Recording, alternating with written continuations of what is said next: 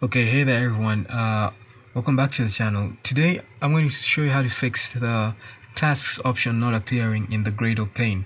If you've updated to Android Studio 4.2 or 4.2.4, you'll notice that when you try to come to your Gradle pane to look for your tasks list where you can generate your signing report and get your SHA-1 key, that option doesn't appear anymore. So how you'd fix that is you'd go to settings, under experimental, and make sure you uncheck this do not build Gradle task list during Gradle sync. Uncheck it, click OK, and then come back to file and sync project with Gradle files.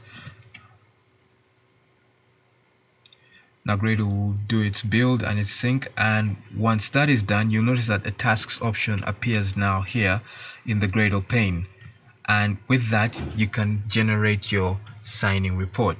Okay guys, that's it for this video. If you enjoyed it, if you found it helpful, please consider subscribing and liking this video, and stay tuned for more videos like this on the channel.